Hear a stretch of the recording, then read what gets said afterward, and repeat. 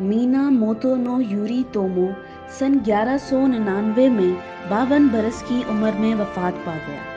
یوری تومو کے بعد اس کا بیٹا یوری ایے شوگن بنا، لیکن ایک بار پھر اقتدار کی کشمکش نے ایک نئی خاندانی لڑائی کی بنیاد رکھی، اور یہ لڑائی یوری ایے اور اس کے ننیال کے درمیان لڑی گئی۔ یوری ایے کا ننیال اس کے شوگن بننے سے خوش نہ تھا، کیونکہ وہ خود اقتدار پر قبضے کا خواب دیکھ رہا تھا۔ ان کی نظر انتخاب یوری ایے کے چھوٹے بھائی آسانو سانے تومو پر تھی۔ وہ اس بات سے بخوبی واقف تھے کہ یوری ایے فن سپہ گیری میں طاق تھا، اور کسی ایسے فرد کی موجودگی میں وہ اپنے مقصد میں کامیاب نہیں ہو سکتے تھے، جبکہ آسانو فن سپہ گیری کے بجائے موسیقی اور شاعری سے دلچسپی رکھتا تھا۔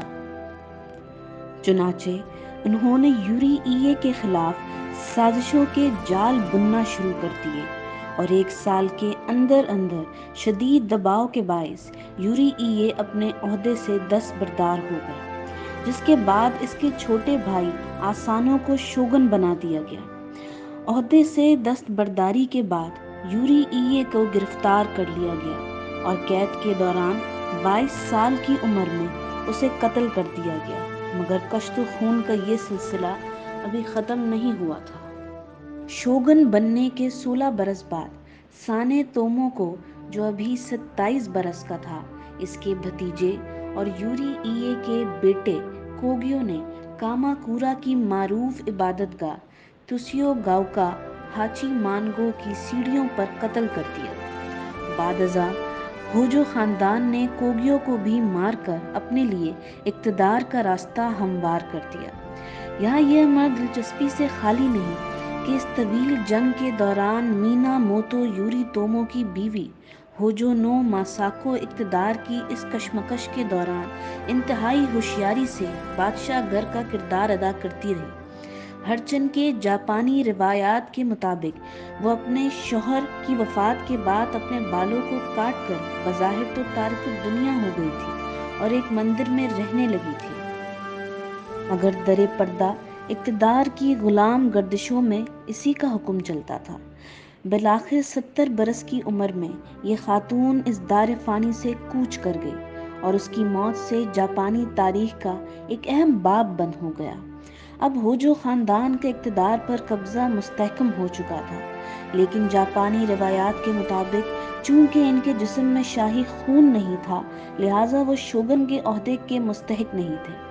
اس مسئلے کے حل کے لیے انہوں نے ایک نئی ترکیب نکالی، اور کیوتو میں مقیم ایک شاہی گھرانے کوجو سے ایک بچہ گود لے لیا، اور اسے شوگن بنا کر باکف کو چلانے لگے، اور یوں اصل طاقت ہوجو شی کے ہاتھوں میں رہی۔ 13ویں صدی کے آغاز میں چین کے شہنشاہ قبلائی خان نے جاپانی حکومت کو ایک خط لکھا، جس میں اطاعت قبول کر کے خراج ادا کرنے کا مطالبہ کیا گیا، لیکن شہنشاہ جاپان اور شوگنیٹ نے اپنے آزادی اور خود مختاری کا سودا کرنے سے انکار کر دیا۔ چنانچہ سن 1274 میں تاتاریوں نے جاپان پر حملہ کر دیا۔ اس حملے میں تاتاریوں کی 30,000 فوج اور 900 بحری جہازوں نے حصہ لیا، اور تسوشیما کے جزیرے پر حملہ کر کے وہاں کے شہریوں کا قتل عام کیا۔ ان کا اگلا ہدف ہاکاتا وان، موجودہ فوکووکا کا ساحل تھا، جہاں ان کا ٹکراؤ جاپانی بشیوں سے ہوا۔ اس لڑائی میں تاتاریوں نے روایتی جنگ کے برخلاف زہریلے تیروں، آتشی اسلحہ اور بارود کے گولوں کو استعمال کیا، جس سے جاپانی بشیوں کو شدید جانی نقصان پہنچا۔ اس جنگ کے دوران ایک عجیب واقعہ یہ ہوا کہ پہلے دن کی لڑائی میں کامیابی کے بعد جب تاتاری فتح کے نشے میں چور ہو کر آرام کی غرض سے اپنے جہازوں پر پہنچے تو تیز آندھی اور ہوا کے جھکڑوں نے انہیں آ لیا۔ یہ آندھی اس قدر شدید تھی کہ تاتاریوں کے کئی جہاز سمندر میں ڈوب گئے، اور بچے کچے تاتاریوں نے جان بچا کر فرار ہونے میں ہی عافیت سمجھی اور بھاگ کر چین واپس آ گئے۔ اس واقعے کے 7 سال بعد سن 1281 میں قبلائی خان نے ایک بار پھر 1,00,000 44,000 فوج اور 4400 جہازوں کے ذریعے جاپان پر حملہ کیا، لیکن اس بار جاپانی بشی تاتاری فوج کے استقبال کے لیے پوری طرح تیار تھے۔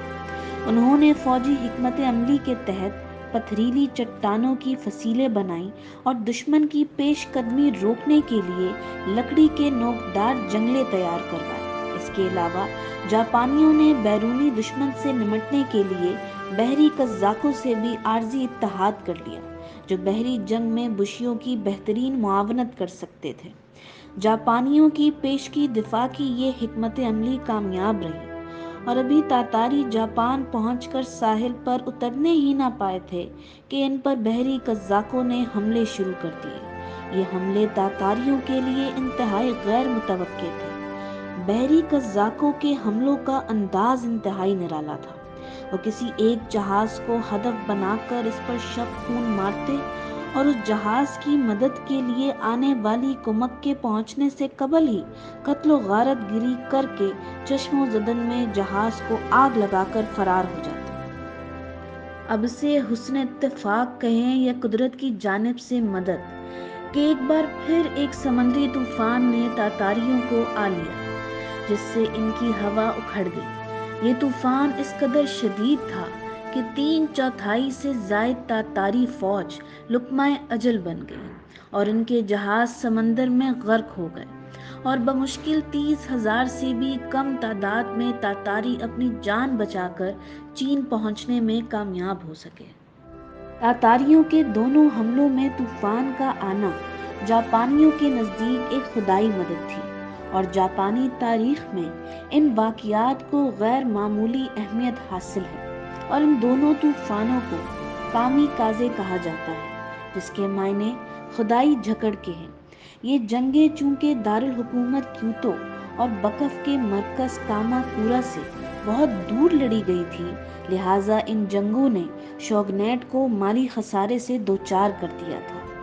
چنانچہ روایت کے برخلاف اس بار جنگ کے بعد بشی لڑاکوں کو مالی فوائد کے بجائے محض اعزازات اور عہدوں سے نوازا گیا، جس کے نتیجے میں ہوجو شی کی مقبولیت میں بہت کمی آ گئی اور بشی انہیں ناپسند کرنے لگے۔